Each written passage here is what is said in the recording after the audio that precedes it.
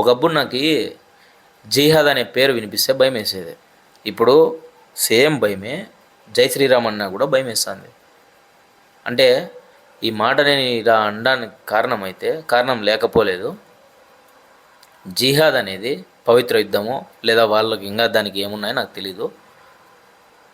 దాన్ని అడ్డం పెట్టుకొని వాళ్ళు చేసిండే కార్యాలు, టెర్రరిస్ట్ నాగొడుకులు చేసిండే, తీవ్రవాదులు చేసిండేటివి అన్నీ ఇన్ని కాదు. మన దేశాన్ని ఎన్నో ఇబ్బందులు వాళ్ళు చేసినారు, కరెక్టే, నిజమే. ఇప్పుడు జై శ్రీరామ్ అనే పేరుతో మనం చేసేది ఏంది? జై శ్రీరామ్ అనే పేరుతో ఒక ఒక దేవునిది మనం అడ్డం పెట్టుకొని మనం చేసేది ఏంది? మంచి పనులు చేసేది పక్కన పెడితే, మొన్న ఈ మధ్య రీసెంట్గానే ఒక పెద్ద ఆయన, వయసులో పెద్దాయుడు, ఒక భోజనం దగ్గరికి వెళ్ళి అన్నదానం ఏందో చేస్తా అంటే ఆడ ప్లేట్ ఇట్లా ముందర పెట్టి ఆకలి అవుతుంది ఏం పాపము చేయి జాబ్ ఇట్లా పెడతా అంటే జై శ్రీరామ్ బోల్, జై శ్రీరామ్ బోల్ అంట.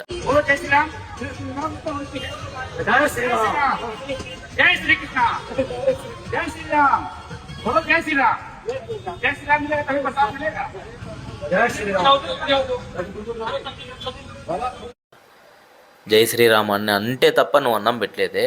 నువ్వరా హిందూ ధర్మానికి నువ్వు పోరాట యోధునివి అంటే ఇట్లాంటి నా కొడుకులా మనకు కావాల్సింది? జై శ్రీరామ్, ఒక ముస్లిం వ్యక్తి జై శ్రీరామ్ అంటే తప్ప నువ్వు అన్నం పెట్టలే. అరే, మన ఇంటికి వచ్చింది మనకి బద్ద శత్రువైనా మనము వానికి అన్నం పెట్టి పంపించే అతిథి మర్యాద మనకు ఉండేదిరా. అతిథి మర్యాద మనం ఉండేది, మన ధర్మం అది. వచ్చిండేవాడిని నువ్వు హిందూనా, క్రిస్టియనా, ముస్లిమా, నువ్వు మేలా, ఫిమేలా, లేదా ట్రాన్స్జెండరా, ఇవన్నీ చూడుకోకుండా అన్నం పెట్టి పంపిస్తానమే, అది కదా మన సాంప్రదాయం. అక్కడుండే గొప్ప సాంప్రదాయాన్ని కాస్త వీళ్ళు ఎక్కడికి దిగజార్చినారంటే, నువ్వు జై శ్రీరామ్ అంటే తప్ప నీకు అన్నం పెట్టానంటే ఆ మనిషి జై శ్రీరామ్ అన్నాడు, బాధతో అన్నాడు. ఒకరికి మనసు అనిపించి, ప్రేమించి, అభిమానించి జై శ్రీరామ్ అని పలికితే హ్యాపీగా పలుకుతాడు వాడు, ఎంత హ్యాపీగా జై శ్రీరామ్ అది ఇదని చెప్పి.